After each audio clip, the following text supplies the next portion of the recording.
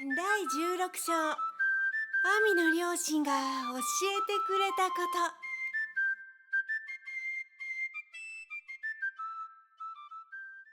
と。スクリーンに8歳ぐらいの笑顔の可愛い女の子が現れて、とても感じの良い視線で僕たちを見た。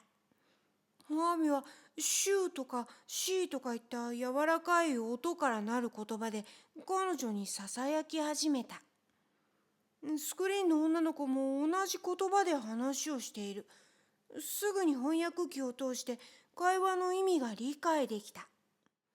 いやママ、とアミが言った。とても大きな驚きが僕とビンカの二人を襲った。よく帰ってきたね。ちょうど今、ケーキの準備ができたところよ。そこにいる友達と一緒に来られたらいいのにね。どこの子たちなの？未開世界から来ているんだよ。救済計画に参加して新興世界に入るのに必要な度数に達するための努力をしているんだよ。彼女がビンカ。こんにちはビンカ。とアミのお母さんと思われる小さな女の子が言った。そして彼がペドリートだよ。こんにちはペドリート。この子たち二人は双子の魂のようだけど、違った星から来ているようね。こんなことがあるの？それぞれ自分たちの星を救済する使命を担っているんだけど、もともとは新興世界から来ているんだよ。そんなに離れていて、さぞかし大変でしょうね。そんなに若くて、と僕たちをとても優しい眼差しで見た。こんなに小さな女の子から二人とも若いなんて言われているのはちょっと変な気持ちだった。アミはお母さんを静かに見ていた。テレパシーで会話していることは分かった。女の子は何かを理解したと見えて僕たちにこう言った。戦いなさい。あなたたちの世界の平和と統一と愛のために。たくさんの困難や無理解が取り巻いているでしょう。でも宇宙最大の力はあなたたちの味方ですよ。きっと最後には種は芽を出し実を結び、平和と統一が実現するでしょう。それからあなたたちの住んでいる物質世界の誘惑には十分注意してね。どうして自分たちが未開世界にいるのか、そしてどこから来たかということをいつも思い出すようにね。あなたたちの世界は幻想と嘘が支配しているわ。あなたたちの魂が儚い刹那的なものの方に傾かないように。現実を、真実を、そして愛をいつも維持するように。子供のように無邪気でいること。でも軽率でなく用心深くね。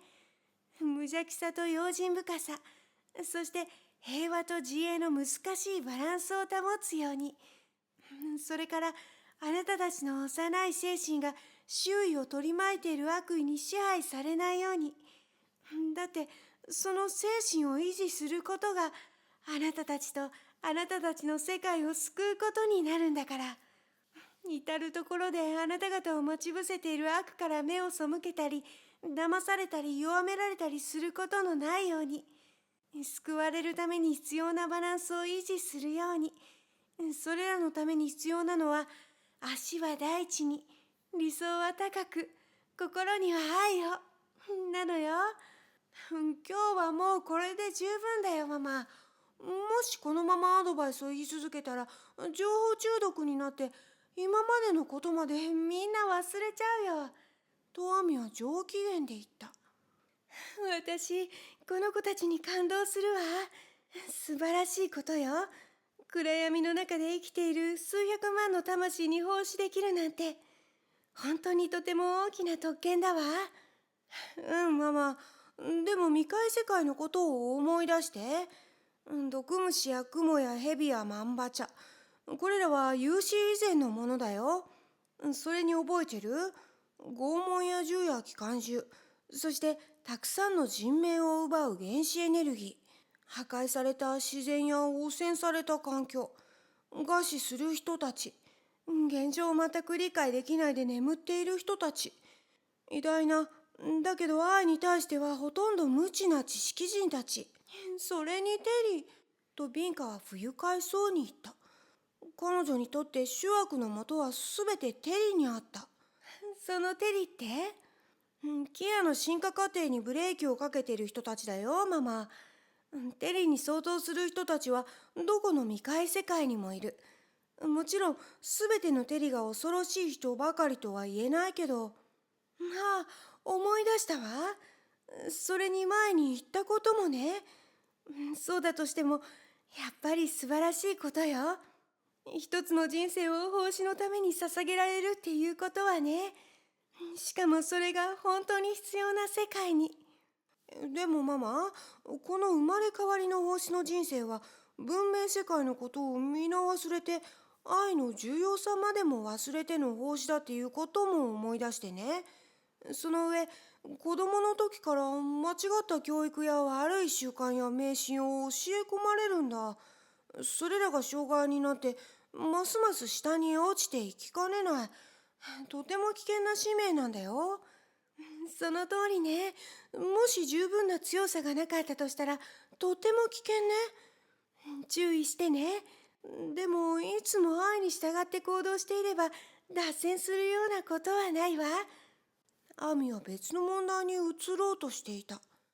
これでもう僕のお母さんを君たちに紹介したわけだ。アミのお母さんって本当に小さな女の子にしか見えないけど、話し始めると全然違うのね。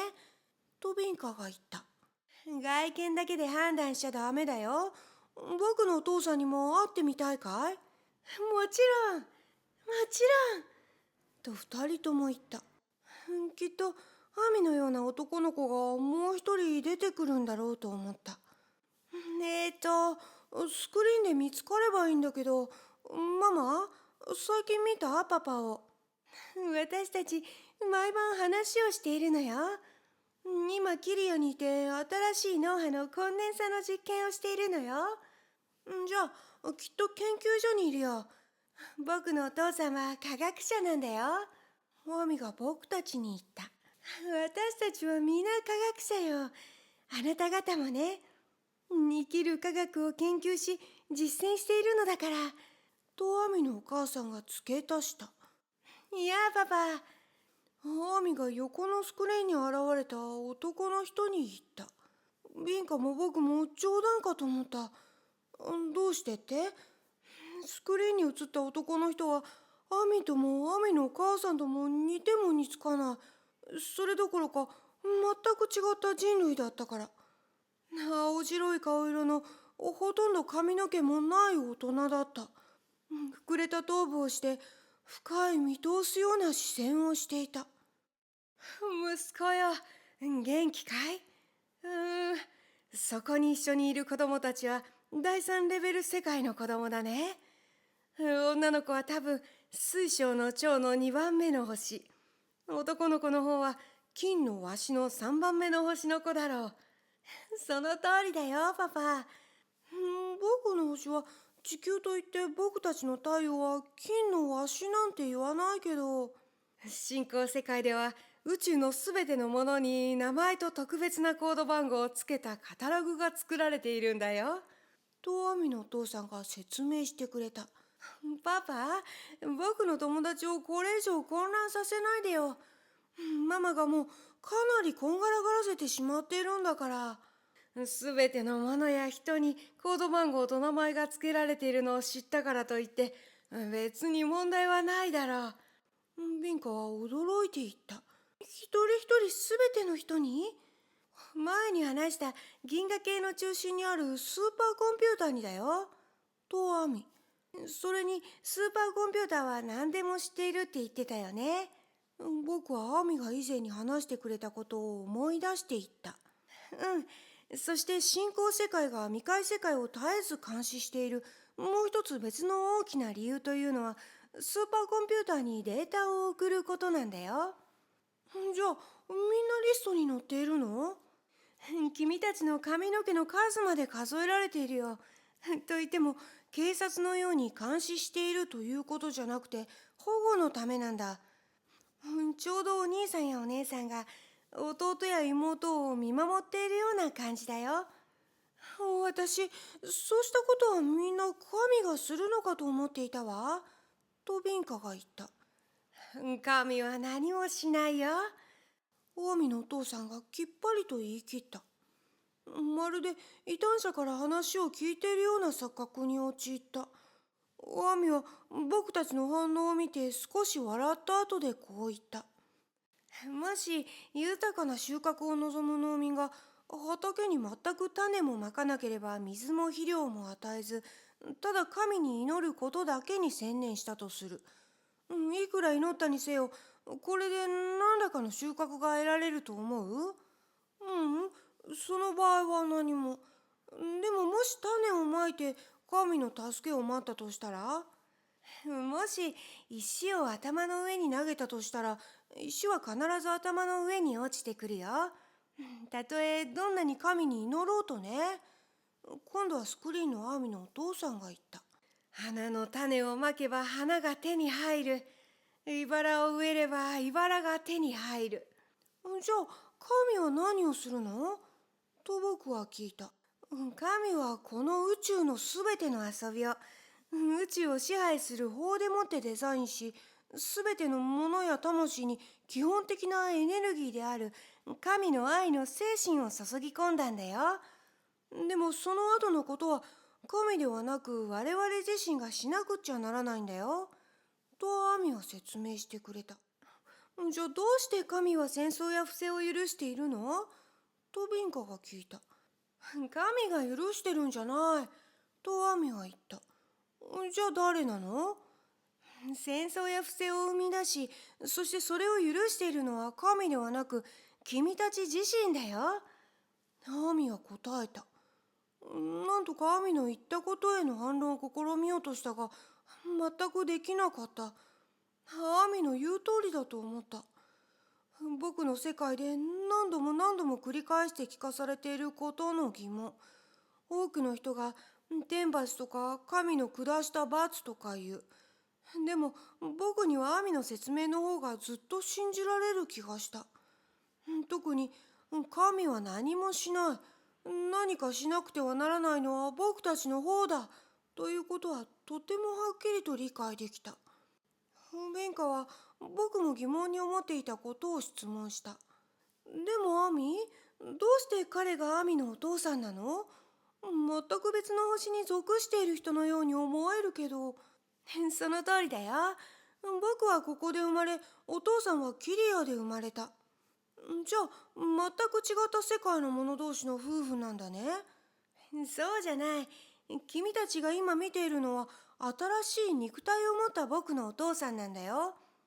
僕が生まれて少ししてから彼はキリアに生まれ変わる用意ができた。そこで古い肉体を捨ててキリアに新しく生まれ育って今は科学者になっているんだ。君たちが今見ているような形でパパとママはお互いに連絡を取り合ってね。僕のお父さん、今度は僕よりもかなり若い。私よりもね。とアミのお母さんが言った。私、まだ今のキリア人としての彼の容姿に十分慣れていないの。たとえ中身は全く同じ人だとしてもね。ビンカは今はそれぞれが別の人と結婚しているのかどうかを聞いた。二人ともその質問に驚いて思わずお互いに顔を見合わせた。どうしてそんな質問をするのか信じられないといった顔をして息子を見た。アミはいつものように笑ってこう言った。パパもママも未開世界では双子の魂同士で結婚するというのは極めて稀だということを忘れているようだね。離婚は当たり前のことだし、不貞をしたり一生の間に何度も結婚したりする。その上彼らはもし二つの互いに補うべき魂が出会った時どうなるかということも全く知らないでいるんだ。だからビンカがそう聞いたんだよ。その場合は一体どうなの？僕は聞いた。別の人とは一緒になれないんだよ。どうして？何か法で禁止されているの？そう、愛の法で。でも強制されたものじゃない。ただ全宇宙の隅々まで探してみても、双子の魂の代わりになる人は誰もいないんだよ。ビンカは僕を見た。僕たちは十分すぎるほど納得した。アミの父さんはスクリーンを通して別のスクリーンに映っているアミのお母さんを見ていった。ところで、いつ頃キリアに来るのかね。毎日精神的には一体だけど、肉体的にもいつも一緒にいたいものだよ。家庭を作って僕のそばにいつもいてほしいよ。ホアミの父さんの声はとても優しく、その視線は温かい愛情に満ちていた。私も何にも増してあなたのそばにいることを望んでいるの。でもキリアに生まれる水準にまだ私の魂が順応できていないのよ。もし今の体を捨てたら、あなたの世界じゃなくて全く別の世界に生まれてしまうわ。だからいつもキリアに行けるように修練を怠っていないの。多分もうほんの少しよ。だから細胞の若返り維持はもう放棄したの。お互いにあと少しの辛抱よ。二人の会話はこんな感じで数分間続いた。お互いの愛情をあまりにオープンに表現していたので、僕はその場にいるのが少し気恥ずかしい感じがした。そしてなんだか自分が厚かましい侵入者のような気がしてきて、じっとうつむいていた。ビンカは二人の会話に目に涙をためて、うっとりと聞き入っていた。彼女が僕を見た。その時、僕はとても深い感動を覚えた。と同時に、アミの両親の気持ちがやっと理解できた。二人のとても美しく、深く、固い絆を僕とビンカも一緒に分かち合っていたのだった。それこそ、まさにお互いの魂が補い合うということを意味しているんだよ。アミは僕たち二人の内面に起きたことをキャッチしていった。それどういうことなのと僕。彼女は君の不足しているもの、君は彼女に欠けているものを持っているんだよ。二つが一緒になることによって完全な人間となるんだ。僕が彼女に与えられるものって何？君は彼女の知性を活発にさせ、彼女は君の情緒を目覚めさせることができるんだよ。さあ、もう時間だ。行かなくっちゃならない。でもアミ、君の世界をもっと知りたいよ。もう僕の星の外部のいくつかは見ただろう。僕の両親にも会ったし、僕の村も見た。君たちの星の人々が君たちを待ってるということを忘れちゃダメだよ。その外部ってどういうことなの？何か他にもあるってこと？アミは微笑んだ後で言った。地球では宇宙に向かって数百万キロもの距離を旅することができるようになった。でもほんの数キロメートル皮膚の下、地球の内部のことがどうなっているのか全く知らないでいる。これと同じことが人々にも言えるんだ。いつも人々は自身の外部ばかりを見ようとしている。決して自身の内部を見ようとしないんだ。いつも自分に起こる良くないことの責任や原因が必ず他の人にあると思い込んでいる。内的存在を全く知らないでいるんだ。決してそれに注意を払おうとはしない。でも自分の運命を作り出しているのは自分の中のその存在なんだよ。そのことについてはいつか話してあげるよ。君たちの世界は今永遠の破滅寸前だ。差し当たってまず第一に優先しなければならないことは君たちの星を救うことだ。それが終わったら今度は子供たちに十分食べ物が行き渡るようにし、戦争が決して子供たちを脅かすことがないようにする。そうなった時初めて存在や宇宙や精神や科学について深く掘り下げて考えるゆとりが生まれる。今の時点ではもっと人間的な世界に作り変えるのにはもうすでに知っていることを実践するだけで十分なんだよ。より人間的な世界を手に入れるための戦いに協力しないのは、その理由がいかなるものであれ、たとえ精神的なものであっても、エゴイズムの表れでしかない。つまり、共犯関係にあるということなんだよ。おあみのお父さんが息子の言葉に付け足していった。そう。だって精神的霊的なものとは、すべて愛である内的存在のことを言うんだからね。愛ゆえに、人の苦悩に対して冷淡を装っているわけにはいかないんだ。だから、精神性、霊性とは、ただ愛それだけを意味しているんだよ。と再びアミ。そんな分かりきったことまでわざわざ言う必要があるの？アミの母さんが言った。それが未開世界ではそんなに分かりきったことじゃないんだよ、ママ。たくさんの人が精神性、霊性をただ複雑な頭脳訓練のことだけだと思い込んでいるんだ。そしてまた別の人にとっては、世の中に背を向け苦しみの修行をしたり、禁欲したり、体を浄化したり、祈り続けたり、何かの信仰を持ったり。でもただそれだけなんだ。いくらそんなことをしても、もし愛を忘れていたとしたら一文の価値もない。もし愛があるなら、それらを無欲な奉仕に変えるべきなんだよ。今、君たちの世界は絶滅の危機に瀕している。平和と統一のために働くこと以上に価値のある仕事はないんだよ。僕は遠い別の世界にいて、こうして宇宙人から教えを受けることができ、また宇宙の基本法を知って地球に放出することができる特権を持たされていることをとてもありがたいと思った。彼らと話をしていると、まるで自分が彼らの一員のように、ほとんど彼らと同じように進歩している感じがした。そしてこれから帰らなければならない地球や僕を待っているいとこのことを考えたら、なんだか自分が彼らより一段階上にいるような感じがした。そう考えた時、アミが言った。完成に向かう道で打ち負かさなければならない最後の敵は、すべての中で最も腹黒い。その敵を見つけるのは簡単じゃないんだ。カモフラージュしているからね。ちょうどあの地球の動物のように。なんて言ったかな。自分の体の色を周囲の色と同じように自由に変えて、じっと動かずにいる動物。カメレオンと僕は即座に答えた。はあ、それそれ。それと同じなんだよ。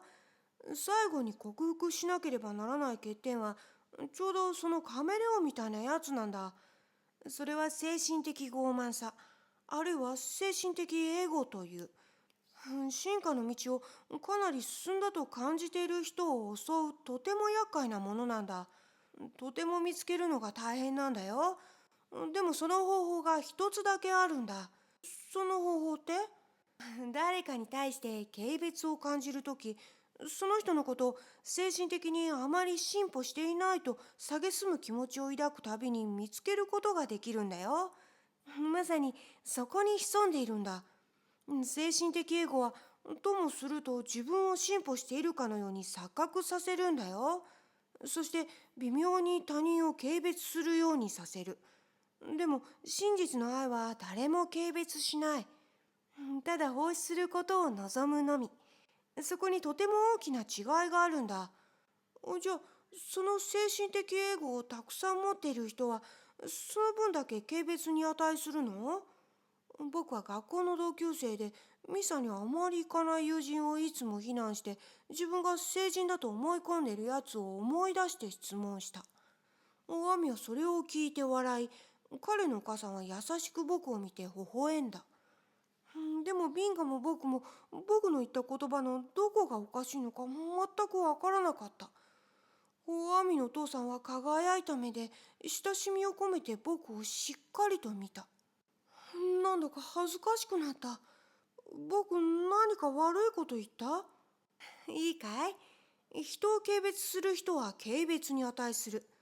それはちょうど殺人を犯した人は殺すべきだとか、盗みをした人から盗むべきだとか、貧しい人たちには貧しさでもって罰するべきだとか、無知に対しては無知をとか言うのと同じなんだよ。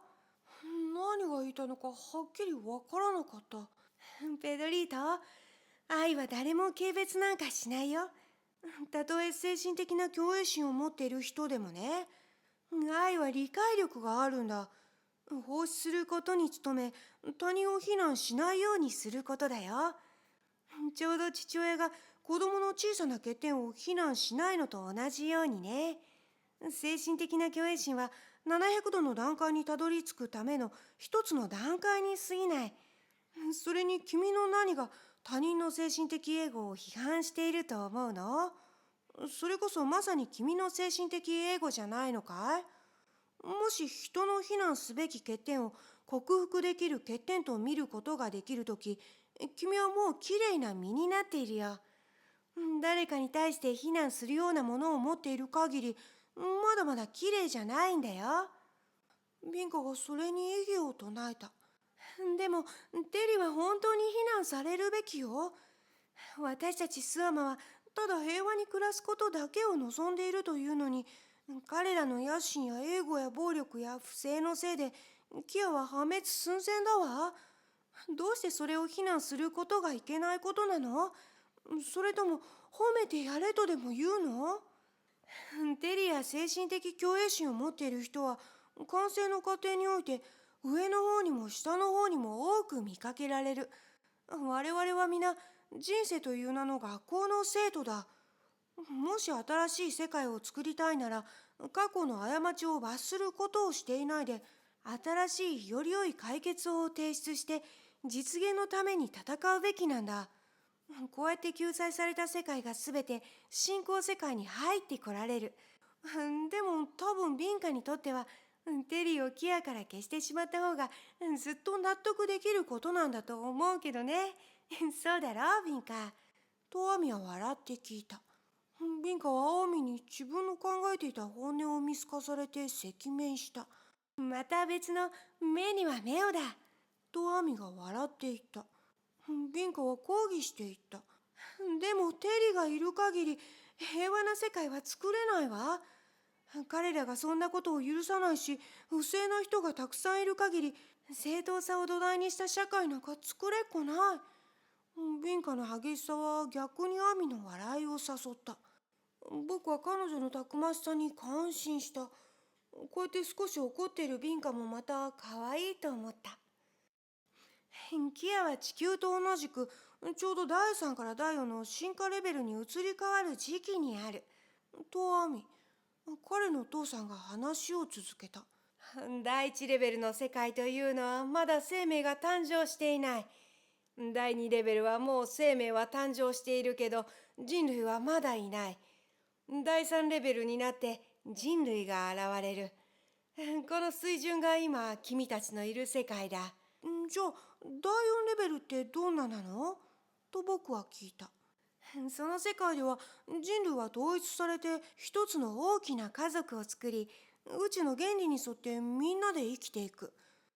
でも全ての世界がここに至る試練をうまくくぐり抜けられるわけじゃない。それを試みる途中で自滅してしまう世界も少なくないんだ。何の試練？第4レベルに入るためにそれぞれの世界の人類が乗り越えなければならない試練だよ。ある人たちはその試練をくぐり抜けることができるけど、別の人たちにはくぐり抜けられないようにできている。それは一つの選択であり淘汰なんだよ。それとテリみたいな不正な人たちと一緒に平和な世界を作ることは不可能だってこととどういう関係があるっていうの？一つの星がある段階からその上の段階に移ろうと試みるたびに、それ以前には全く知られていなかった現象が引き起こされるんだよ。とアミが話し始めた。それはちょうど世界全体を揺さぶるような、あくびをして伸びをするような感じだ。それが新しい、より繊細で高いエネルギーと振動を生み、これらの放射がさらに二重の効果を生む。一つはある人たちを狂気に陥れる。低い進歩過程にいる人たちは最終的に命取りになるようなミスを犯す。ネガティブな人たちはこうして自滅していくんだ。また一方では、この新しいエネルギーは上の水準へ上ることを可能にしてくれる。それは自分の進化にそぐわなくなった、有益でなくなった自分の子供たちを星が手放すようなものだよ。あの巨大な恐竜や食肉植物がどうやって世界から消えていったのかわかる？それはまさに人類が現れたその時、つまり第2レベルから第3レベルに移り変わる時だった。理論的には最も強いものが生き延びることになっている。確かに恐竜は一番強かった。にもかかわらず全滅してしまった。大網の説明にはとても興味をそそられた。でもどうして絶滅してしまったの？一番強かったのに。爪や牙や筋肉は強かった。でも知性の方がそれよりも優れているからね。人類は肉体的にはずっと弱かったけど、知性においてずっと勝っていた。強い方が生き延びたんだ。今また同じ過程が繰り返されるよ。今度は筋肉よりも知性よりも強いものが生き延びるよ。それって何？精神の力、霊力さ、愛だよ。それ以外は皆恐竜と同じような運命をたどる。平和を求める力が一体となったとき、それは君たちの世界で最も堅固な力となるんだ。これは単に君たちの文明を絶滅から防ぎうる力が他にないからに過ぎない。ビンカ、あまり悲観的にならないで。愛は必ず勝利を手に入れるよ。だって愛は宇宙最大の力なんだからね。